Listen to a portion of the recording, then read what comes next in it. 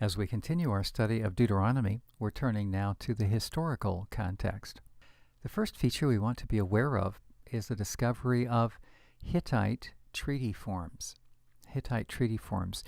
The Hittite civilization, these particular pieces dating to around 1500 BC.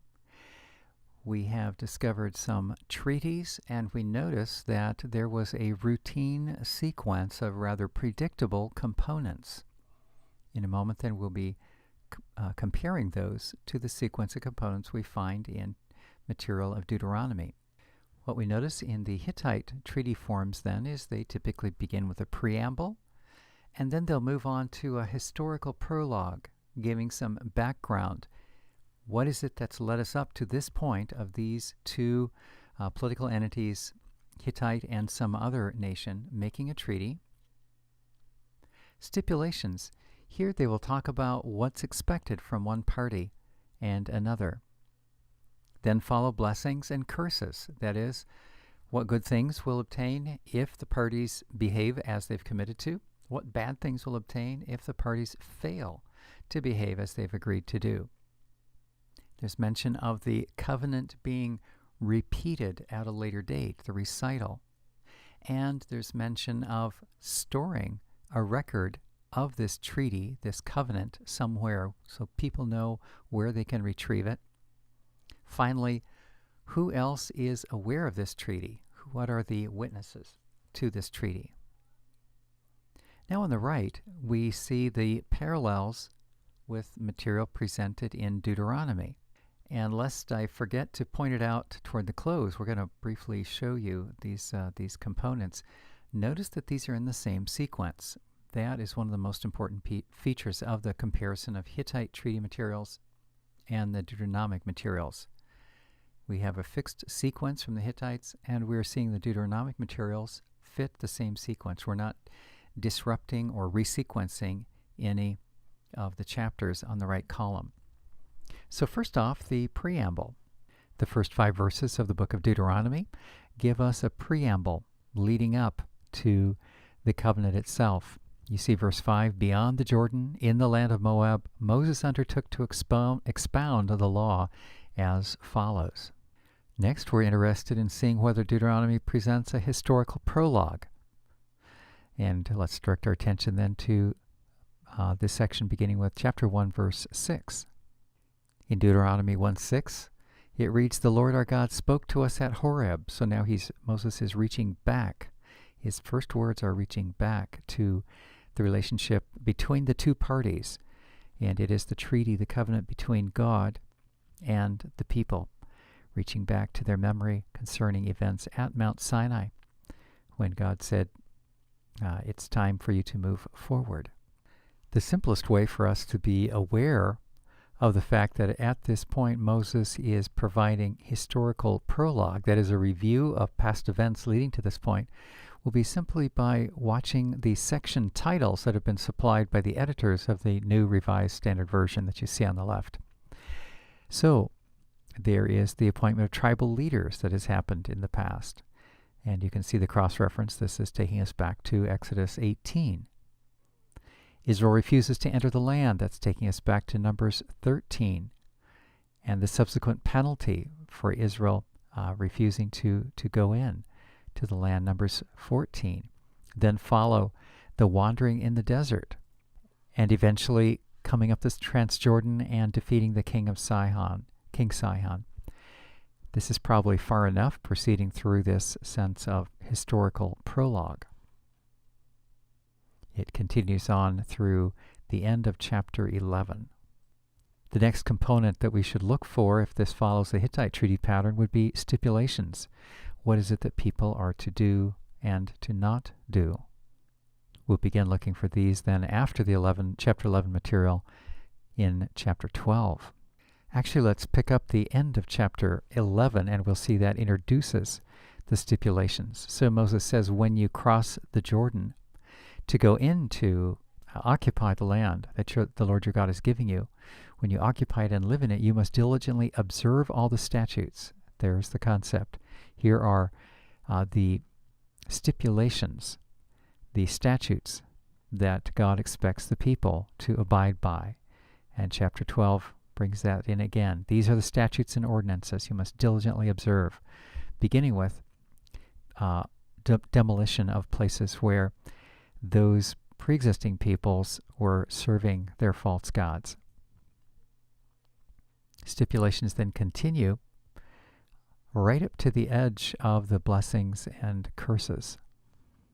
Here we've scrolled forward in Deuteronomy to 26, the close of chapter 26. We have a very rich concluding exhortation. This very day the Lord your God is commanding you to observe these statutes and ordinances.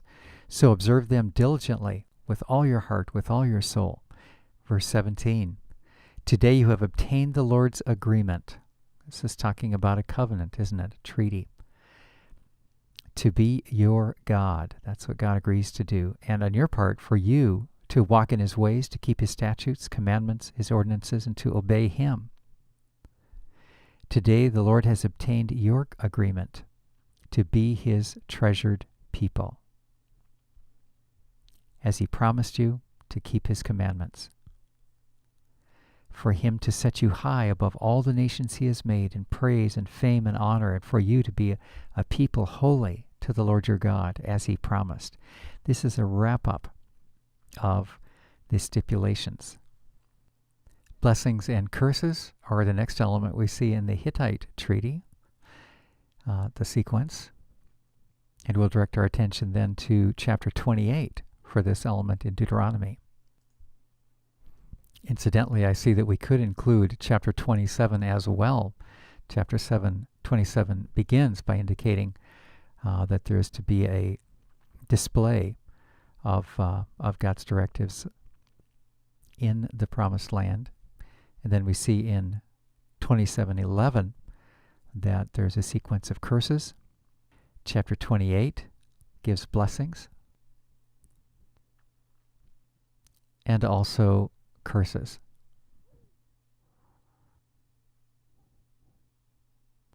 Scrolling down to the end of chapter 28, you can see that this continues for quite a long extent. And then there's a transition as we come to chapter 29.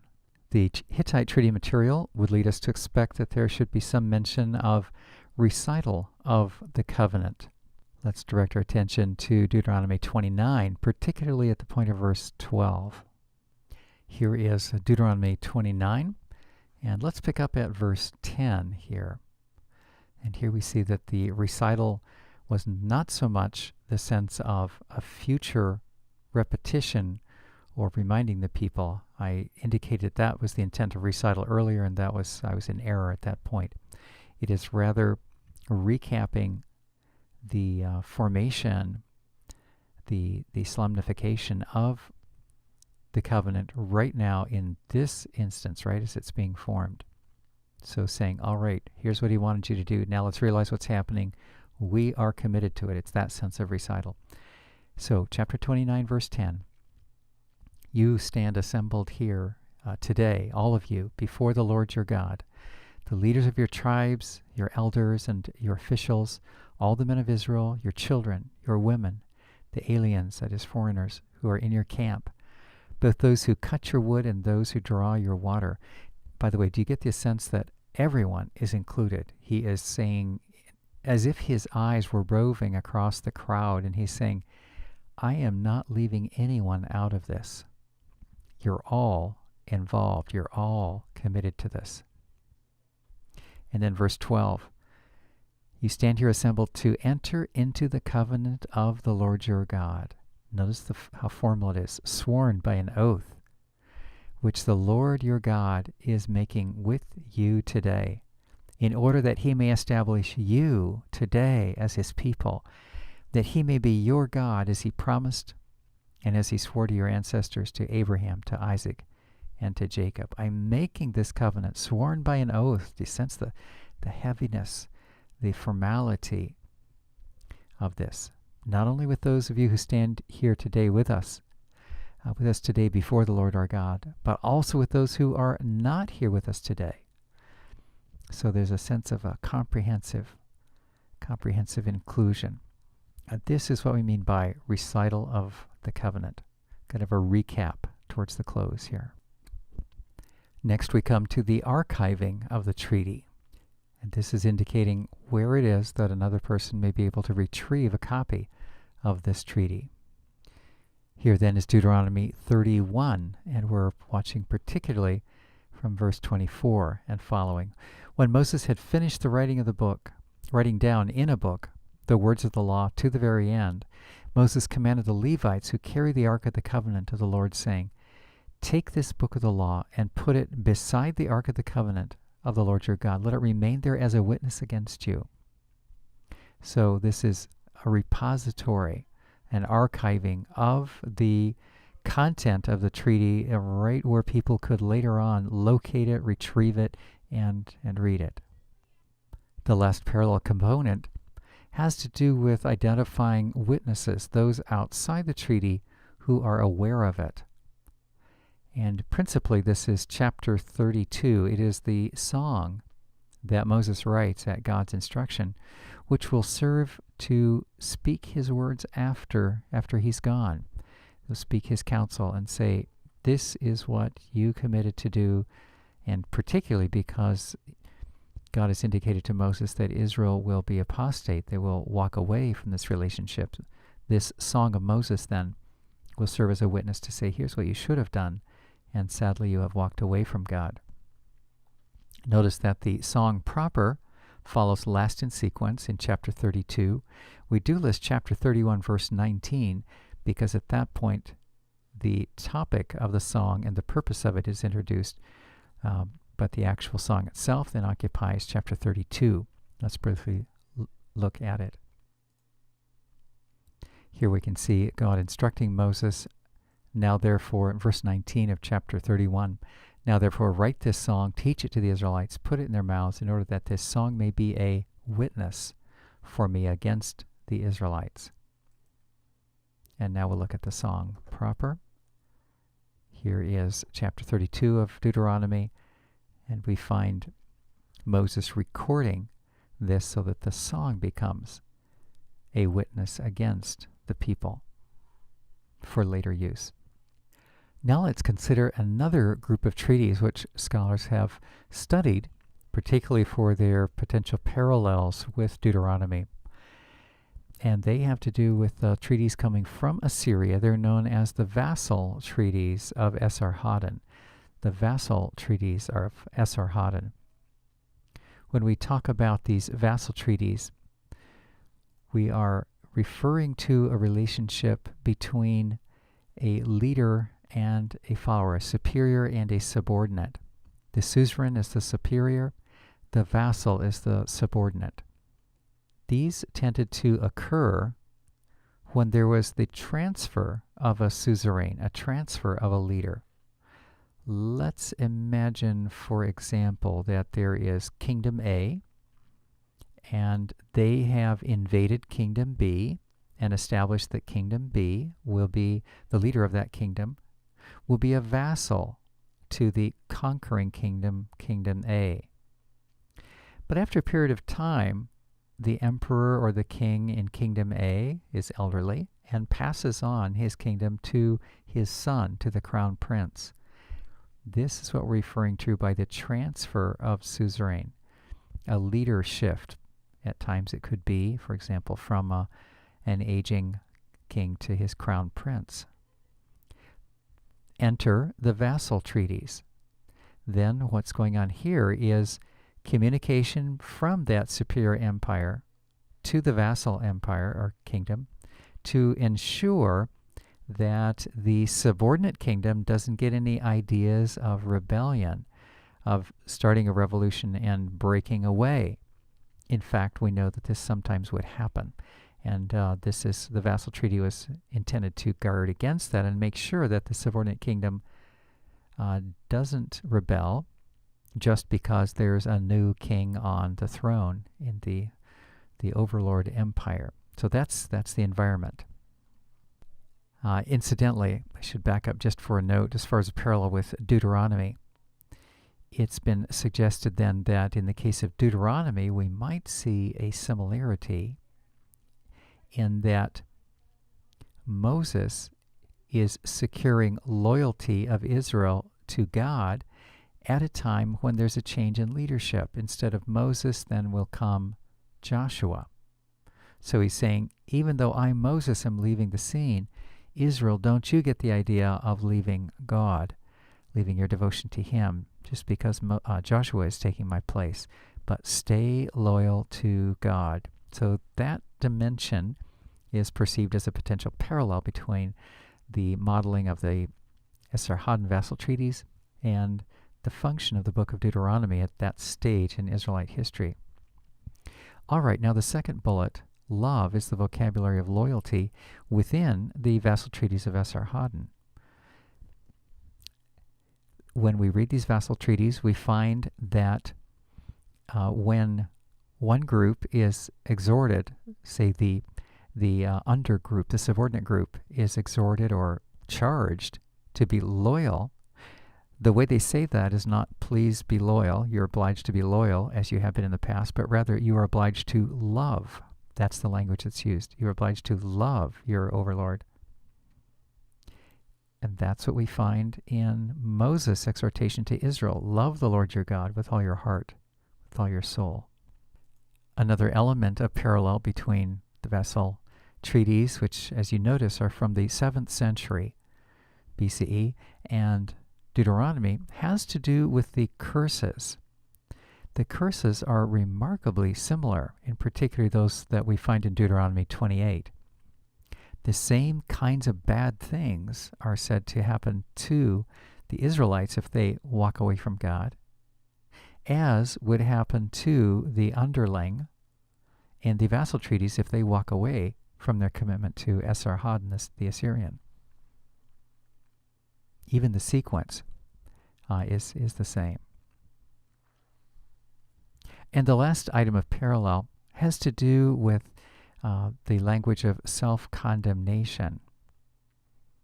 So in the Assyrian oath of loyalty with, for example, the country of Arabia, we find self-condemnation language if the Arabians violate their commitment. And here's how it sounds. Quote, "The people of Arabia asked one another, saying, 'Why is it that such evil has befallen on Arabia?'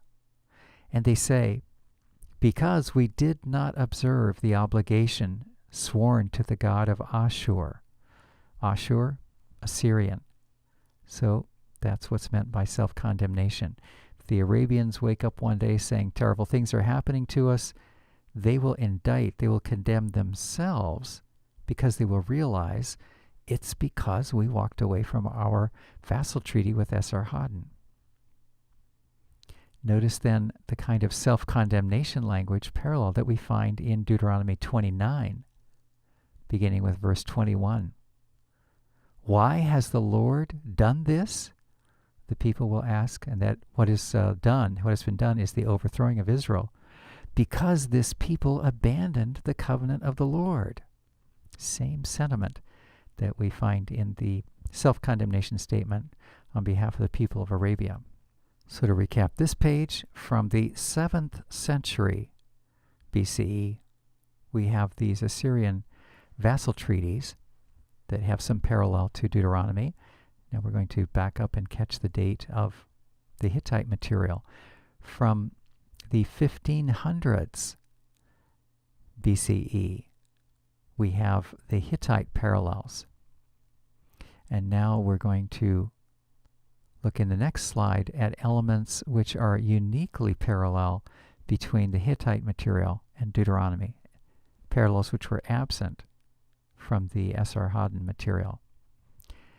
First is the presence of an historical introduction, an introduction that says, look, the more powerful member of this treaty has treated you with kindness. Deuteronomy 1 through 11 reflect repeatedly how Israel misbehaved, but God took care of them anyway, extended grace to them. So benevolence from God. The Esarhaddon materials would not include this component. And next, the fact that the more powerful party to the treaty will provide blessings or promise to come to the aid. This is present in the Hittite material, but the Esarhaddon material does not include this sense of generosity or coming to the aid of the inferior party. And then this element, the fact that the more powerful individual expresses love to the weaker or the inferior. In the Esarhaddon material, there is the obligation for the inferior to be loyal, and that's expressed in terms of a command to love the more powerful. So the little guy is commanded to love the big guy, but the Esarhaddon material doesn't have any converse, any love flowing the opposite direction, whereas the Hittite material does. Perhaps by now you've put two and two together and figured out why we're making this comparison. It has to do with the date of Deuteronomy and the date of these two treaty models. The Hittite model was in the 1500s, and the Assyrian model comes from the 7th century BCE. We find closer parallel between Deuteronomy and the Hittite material. If we ask ourselves, in what rough time period is Deuteronomy purported to have been written, that material to have taken place, we find it's closer to the 1500s than it is to the 600s, the 7th century. And we find that the content, the style of expressing this kind of a formal agreement matches the same time period in which Deuteronomy is purported to have transpired and been initially recorded, or principally recorded. We'll break the video at this point. In the next, we'll resume our study of Deuteronomy by taking up the question of authorship and continuing this idea of when was Deuteronomy written.